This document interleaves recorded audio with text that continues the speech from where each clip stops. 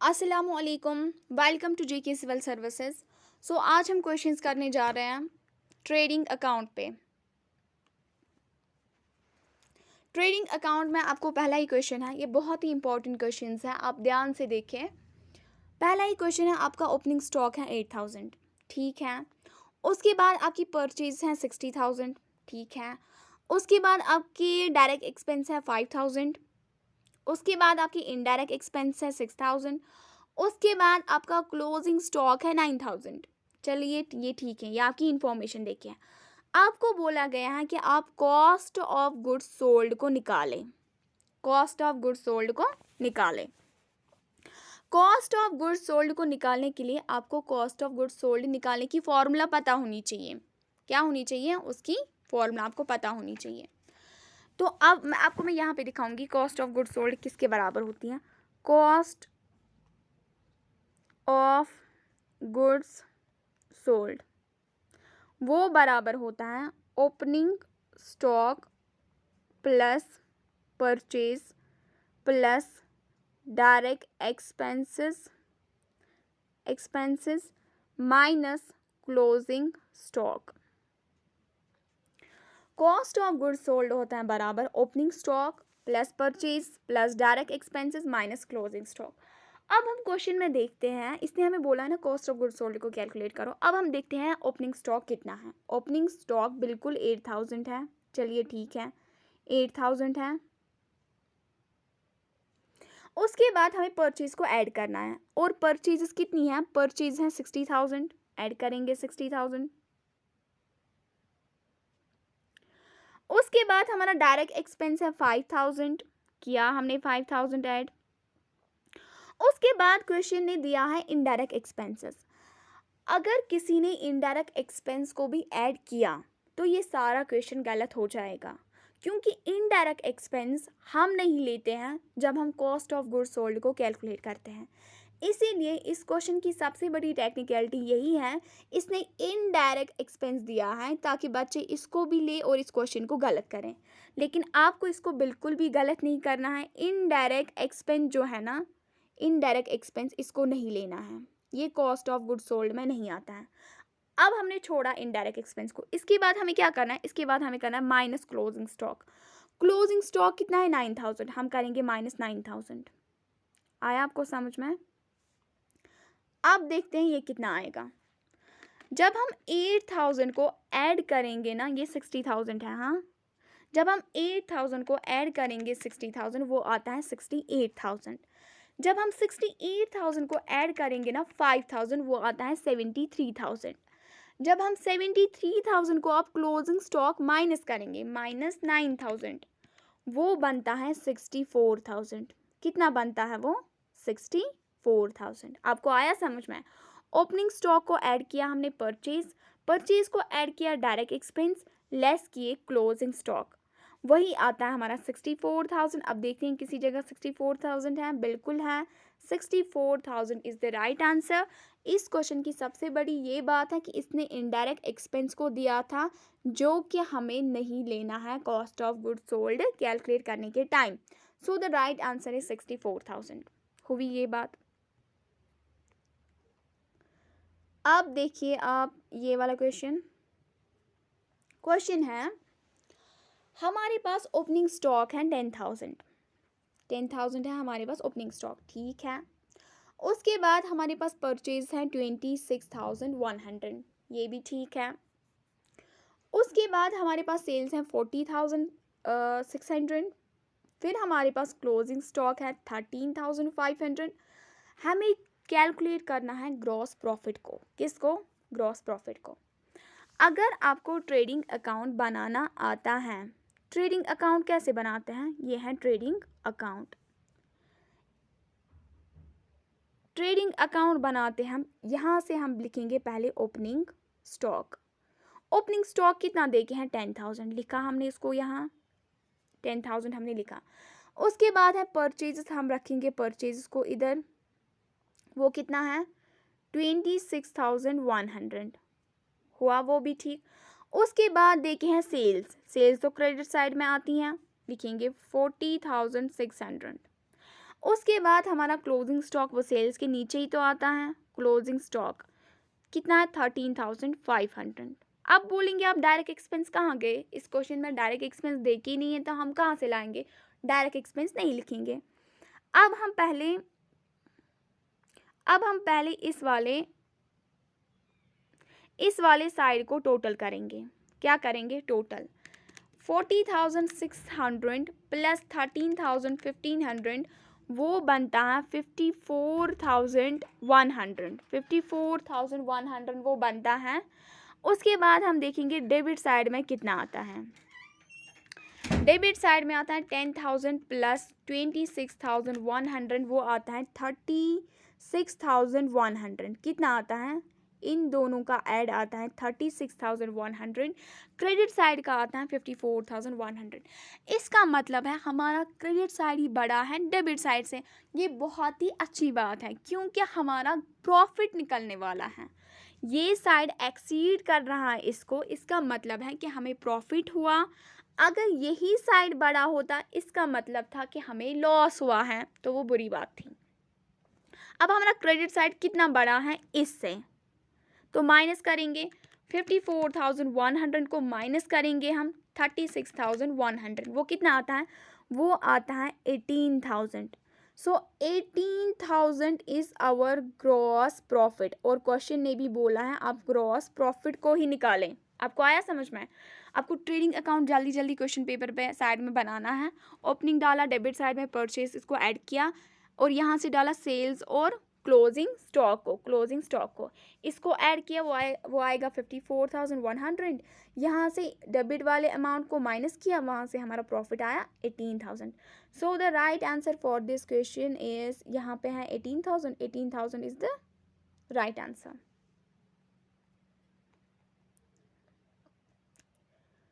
यहाँ देखिए आप, closing stock is recorded in, आपको पूछा गया है क्लोजिंग स्टॉक को कहाँ रिकॉर्ड करें, प्रॉफिट एंड लॉस अकाउंट में, trading account and balance sheet में खाली, नन ऑफ दीज। इसने आपको इन जनरल पूछा है, इन जनरल। वरना अगर एडजस्टमेंट्स होती है ना क्लोजिंग स्टॉक की, तब अलग इफेक्ट्स आते हैं, वो मैं आपको आगे बोलूँगी।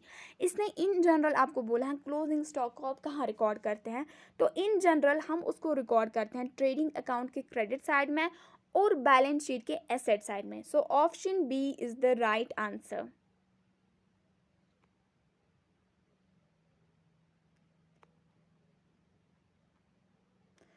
यहाँ देखिए आप,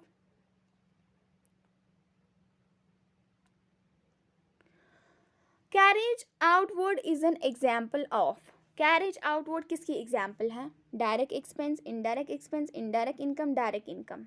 अगर आप पहले आपको पता होगी कैरेज है ना, कैरेज ये एक्सपेंस है, ये कोई इनकम नहीं है, ये एक्सपेंस होता है बिजनेस का। अगर ये होगी इनवर्ड कैरेज, इनवर्ड मतलब परचेज के टाइम पे हमने इनवर्ड कैरेज दी होगी, वो बनता है डायरेक्ट एक्सपेंस। अगर सेल्स पे होगी outward carriage on sales, outward हुआ ना बाहर जाना गुड्स का, तो वो होता है indirect expense. So the right answer is indirect expense. यहाँ पे ही मैं आपको दूसरी बात समझाऊंगी। कैरेज इनवर्ड रिकॉर्ड होता है ट्रेडिंग अकाउंट में, कैरेज इनवर्ड रिकॉर्ड होता है ट्रेडिंग अकाउंट में, और कैरेज आउटवर्ड रिकॉर्ड होता है debit side of profit and loss account में, क्योंकि ये डायरेक्ट एक्सपेंस है, क्योंकि ये इनडायरेक्ट एक्सपेंस है। सो यहाँ पे आपको खाली इतना पूछा था, carriage outward is an example of indirect expense, is the right answer. ये वाला राइट आंसर है, indirect expenses.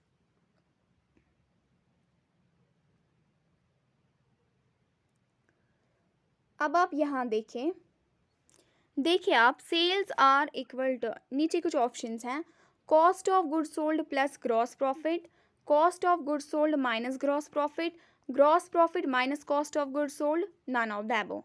Right answer is cost of goods sold plus gross profit. अब कॉस्ट ऑफ गुड्स सोल्ड किसके बराबर होता है, ये तो मैंने आपको बोला ही है, opening stock plus purchase plus direct expenses minus closing stock. जब वो फिगर निकलेगी ना, जब उसको ऐड करेंगे ना ग्रॉस प्रॉफिट, वो सेल्स का अमाउंट निकलता है. So the first option is the right answer.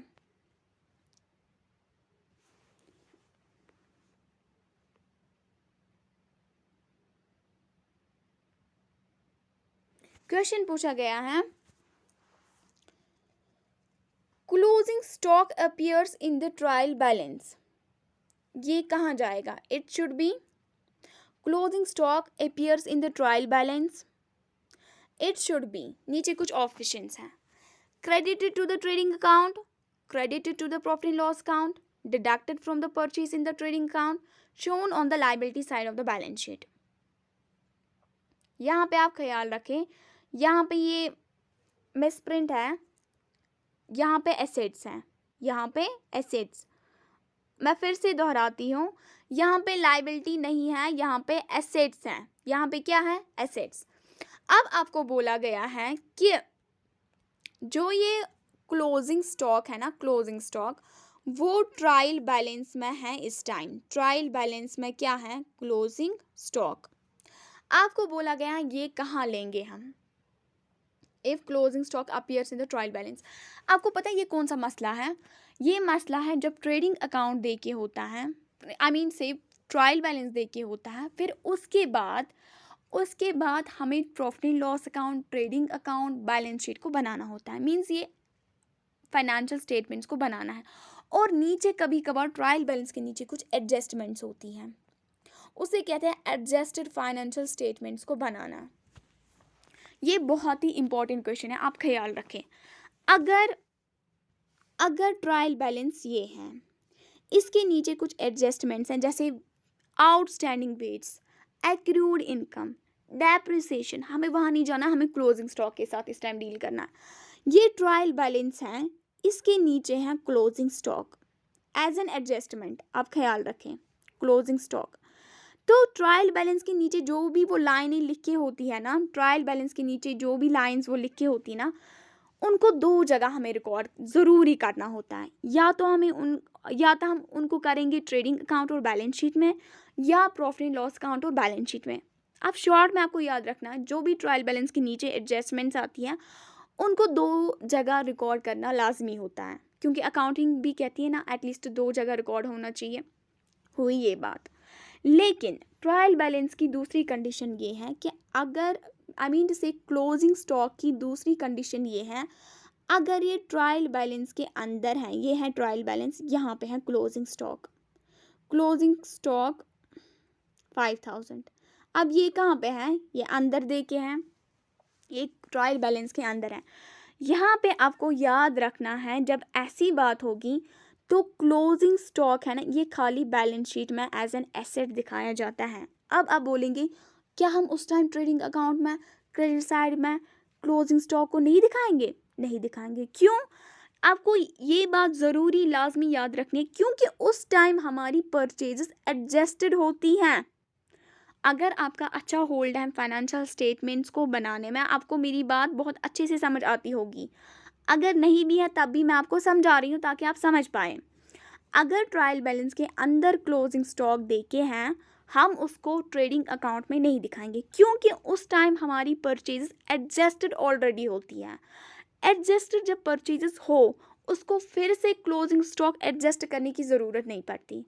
हमें फिर से क्लोजिंग स्टॉक को ट्रेडिंग अकाउंट में दिखाने की ज़रूरत नहीं पड़ती. आया आपको समझ में? इसीलिए जब ये अंदर हो ना, तो खाली ये बैलेंस शीट के एसेट साइड में जाएगा. अब आपको अंदर की बाहर की बात बोली है, इन्होंने अंदर की बात की है. If the closing stock appears in the trial balance, appears in the trial balance, ये बोलते ही वो अंदर है, ये अंदर की बात कर रहा है, तो वो दिखाएंगे हम shown on the asset side. यहाँ पे एसेट है, आप ख्याल रखें, यहाँ पे एसेट्स हैं, एसेट्स हैं, एसेट्स हैं. सो the right answer is shown on the asset side of the balance sheet. मुझे उम्मीद है आपको ये समझ आया होगा.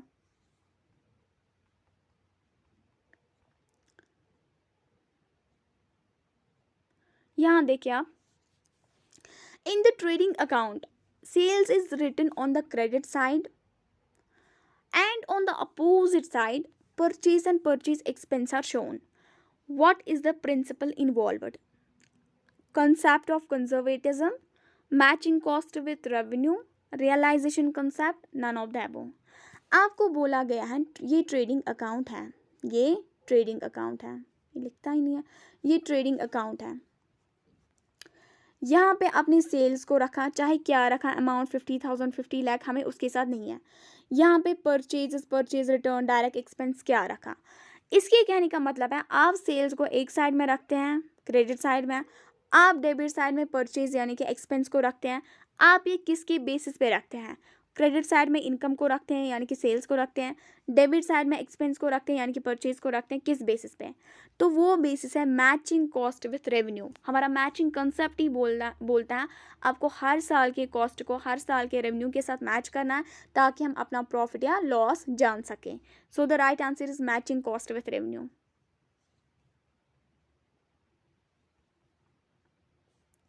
यहाँ देखिए आप, which of the following items are shown on the credit side of trading account. आपको बोला गया है इसमें से कौन सा आइटम हम ट्रेडिंग अकाउंट की क्रेडिट साइड में डालेंगे।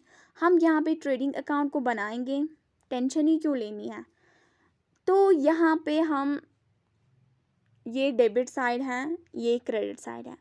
ओपनिंग स्टॉक तो यहाँ से डालते हैं, ठीक है। परचेज तो यहाँ से डालते हैं, परचेज रिटर्न तो इसी को माइनस करते हैं, फिर यहाँ पे नेट परचेज लिखते हैं। क्लोजिंग स्टॉक लगाते हैं हम यहाँ से सेल्स के नीचे। यहाँ से कौन सा साइड आता है, क्रेडिट साइड। यहाँ से कौन सा साइड आता है, क्रेडिट साइड। इसने यही बोला है नीचे दिए गए ऑप्शंस में कौन सा क्रेडिट जाएगा। ओपनिंग तो डेबिट जाएगा, परचेज तो डेबिट जाएगा, परचेज रिटर्न तो डेबिट जाएगा। अब क्या बचता है, क्लोजिंग स्टॉक, खाली ये क्रेडिट जाता है। सो the right answer is closing stock.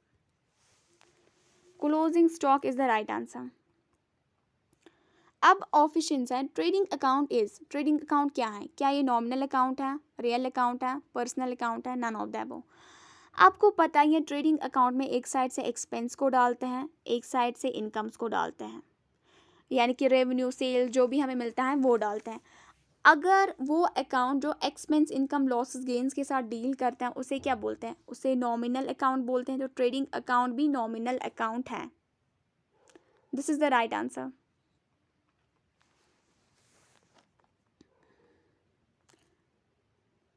Question है, revenues relating to the past और next year are included in trading account, are included in trading account. क्या ये सच है। बोला गया है जो भी रेवेन्यू हो पास्ट ईयर और नेक्स्ट ईयर का, क्या हम उसे ट्रेडिंग अकाउंट में लगाएंगे। ट्रेडिंग अकाउंट में बेशक जो ट्रेडिंग अकाउंट है ना, बेशक उसमें रेवेन्यू जाता है। रेवेन्यू किस फॉर्म में जाता है, सेल्स फॉर्म में। तो रेवेन्यू को हम बेशक रिकॉर्ड करते हैं ट्रेडिंग अकाउंट में। लेकिन इसने क्या कंडीशन डाली, इसने बोला है कि आप पास्ट और नेक्स्ट ईयर का रेवेन्यू उसमें डालेंगे नहीं। ट्रेडिंग अकाउंट में बेशक रेवेन्यू जाता है, लेकिन रेवेन्यू कौन सा जाता है, रेवेन्यू जाता है उसका करंट ईयर का रेवेन्यू हम उसमें डालते हैं। पिछले साल का रेवेन्यू नहीं, अगले फ्यूचर सालों का रेवेन्यू उसमें रिकॉर्ड नहीं होता। सो ये गलत स्टेटमेंट है। रेवेन्यू जाता है लेकिन करंट का, इसने पास्ट और फ्यूचर बोला है, ये नहीं जाता है। सो ये गलत है।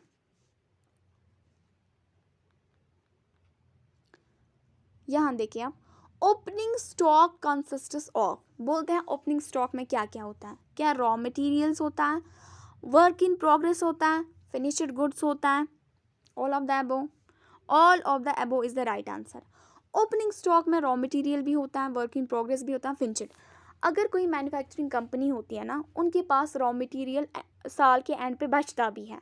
फिर जब रॉ मटेरियल बचा वो उसे फेंकते नहीं दरिया में, वो उसको अगले साल फिर से यूज़ करते हैं, फिर से उसको गुड्स बनाते हैं। आया समझ में। तो हमारे ओपनिंग स्टॉक में रॉ मटेरियल भी होता है, वर्क इन प्रोग्रेस भी होता है, कुछ चीज़ों पे काम चलता रहता है। तो at the end of the year अभी वो हाफ प्रोसेसिंग हुई होती है, अभी हाफ होने को है, उसको फिर अगले साल में हम लेते हैं। आया समझ में, क्योंकि हमने बुक्स ऑफ अकाउंट्स को क्लोज किया होता है, ये फिर वहीं पे रहा होता है, फिर हम उसको नेक्स्ट फाइनेंशियल ईयर में पूरा बनाते हैं फिनिश्ड गुड्स। तो ये भी ओपनिंग स्टॉक में आता है। फिनिश्ड गुड्स तो पता ही है, जो हमारी गोडाउन में जिनको हमने बेचा ही नहीं अभी, वो हमारा फिर अगले साल, इस साल वो क्लोजिंग स्टॉक बनेगा लेकिन अगले साल वही बनता है ओपनिंग स्टॉक।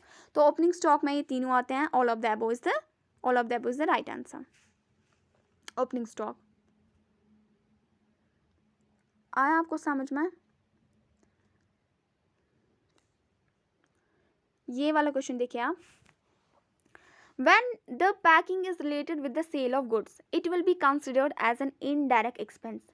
बोलते हैं क्या ये सच है या गलत, लेकिन क्वेश्चन क्या पूछा है, अगर हमने पैकिंग लगाई, पैकेजिंग का मटेरियल लगाया, लेकिन किस पे लगाया, sale of goods. For example हमारा कोई गिफ्ट शॉप है, मैं बिजनेस का कोई गिफ्ट शॉप है, गिफ्ट्स बनाता है, हाँ, वहाँ पे एक लड़की आई, उसने बोला मुझे टेडी बेयर लेना है, चलिए ठीक बात है, उसको हमने वो डिब्बे में दे दिया, लेकिन वो बोलती है इसको डेकोरेटिव ऊपर से कोई पैकिंग मटेरियल लगाओ, कुछ अच्छा सा लगाओ। उस पे जो पैकिंग का खर्चा आया ना, ये खर्चा आया ना उस पर 50 रुपये। लेकिन ये कब आया, जब हमने सेल की, ये हम उसी कस्टमर को चार्ज करेंगे फिर, लेकिन जब सेल की, तो सेल के टाइम वो हमारा इनडायरेक्ट एक्सपेंस डेफिनेटली बनता है। अगर ये होता है ना परचेज़ के टाइम पे कोई पैकिंग मटेरियल, परचेज़, जब हम परचेज़ ऑफ रॉ मटेरियल करते हैं ड्यूरिंग द मैन्युफैक्चरिंग प्रोसेस, अगर उस टाइम कुछ पैकेजिंग का आता ना, वो डायरेक्ट बन जाता है। लेकिन ये कब हुआ, ये सेल ऑफ गुड्स के टाइम, मतलब हमारे शोरूम पे, हमारा जो शोरूम है ना बिजनेस का, वहीं पे हमारा पैकिंग मटेरियल लगा है, इसको बेचने के टाइम, तो वो इनडायरेक्ट एक्सपेंस बनेगा। True true true true is the right answer.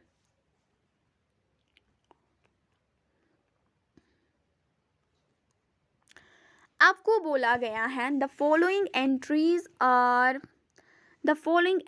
Are passed in case of gross loss.